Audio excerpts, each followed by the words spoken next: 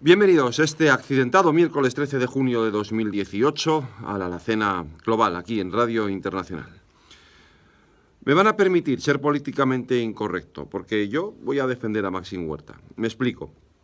Es perfectamente comprensible que se haya visto obligado a presentar su renuncia y que el presidente del gobierno no haya tenido más remedio que aceptarla.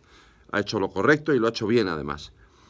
A un gobierno que ha llegado al poder a caballo de una moción de censura que se sustentaba en la necesidad de regeneración, limpieza, transparencia, honestidad, etcétera, etcétera, no le iba a permitir nadie mantener en la mesa del Consejo a un ministro que en su día tuvo una condena administrativa por deber dinero a la agencia tributaria.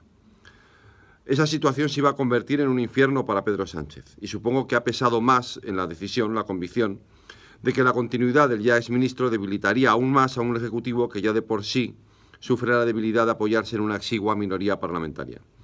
Porque de otro modo existen algunas razones para haber defendido la continuidad del exministro. Yo al menos encuentro tres. La primera, que no es lo mismo una falta cometida a título individual al margen de cualquier actividad política que aquellos delitos cometidos en el marco de esa actividad. Dicho de otro modo, no es lo mismo que a uno le multen por deber dinero a Hacienda, producto de su actividad profesional, que una condena por financiación ilegal y enriquecimiento personal como consecuencia de una actividad pública. Lo segundo, que cuando alguien cumple con la sanción, en este caso devuelve el dinero que Hacienda considera que se ha defraudado, recupera todos sus derechos y su expediente queda limpio y no debería ser motivo de veto para el ejercicio de un cargo público en la medida que no ha habido ninguna condena de inhabilitación. El problema es que en este país, por culpa de unos cuantos delincuentes corruptos y de algún partido que ha ensuciado hasta el extremo la vida pública con sus casos de corrupción, hemos puesto un listón que hace difícil ahora elegir a gente competente para un cargo, porque en cualquier momento puede aparecer una multa de tráfico que lo condicione.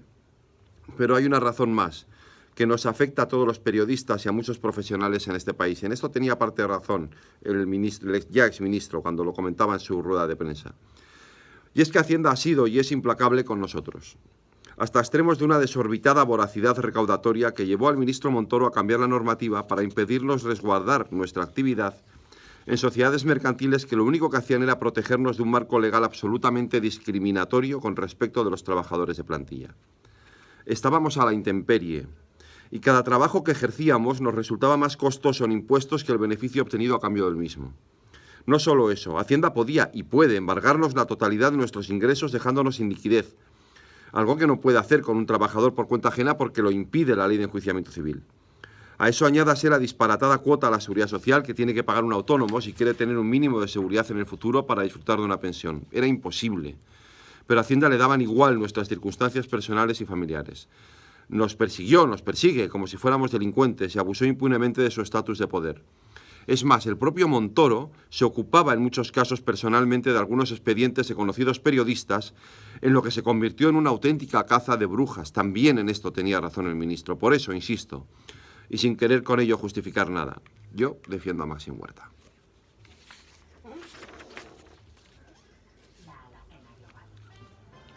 Pues yo creo que le debo dinero a Hacienda también, ¿eh?